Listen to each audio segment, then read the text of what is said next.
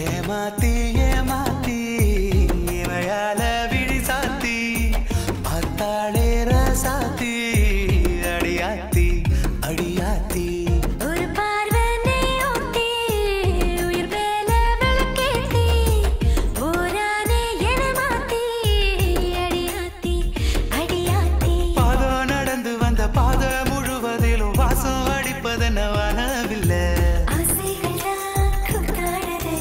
கீதா கீதா என்ன கனவா கதவிடுக்கல விரலாக அவள் விழியால உயிர் நசங்கியதே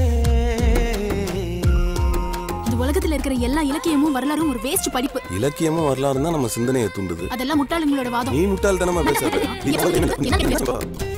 நொடி முளை போலிமை துடிக்கிறதே நொடிக்கொரு முறை ஒன்று கேட்கிறதே படித்துறை பாசியில் நடப்பது போல் கால்களும் காற்றினில் வழுக்கிடுதே ஏழு ஜென்மங்கள் பேராசை வேண்டாமே உயிர் தேடும் வெண்ணின் மடியில் ஒரு நொடி வாழ்ந்தால் அத பத்தி நீ என்ன நினைக்கிற? எதை பத்தி? அதான் கல்யாணத்துக்கு முன்னாடி அது எது? அதான் அதானா எதான்?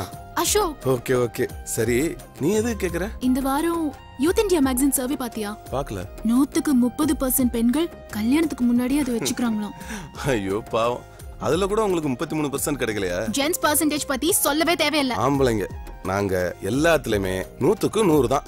அது எப்படி சொல்ல முடியும்? முடியவே முடியாது. ஏன் இப்படி பதில் ஆடுற? ஒத்தே முடியாது சொல்றல. நான் என்ன சொல்றேன் புரிஞ்சு.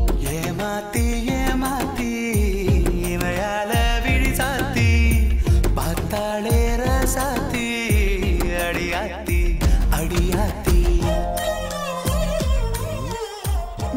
இது எப்படி இருக்கு? வேணாம். ஏய் இது சூப்பரா இருக்கு. இது எனக்கு பிடிக்கல. ஏய் அப்புறம் எதுக்கு என்ன எடுக்க சொன்ன? எனக்கு பிடிச்சது நீ எடுப்பேன்னு நினைச்சேன். உனக்காக 3 மணி நேரமா தேடி இந்த ட்ரெஸ் எடுத்திருக்கேன் தெரியுமா? இதான் எனக்கு பிடிச்சிருக்கு.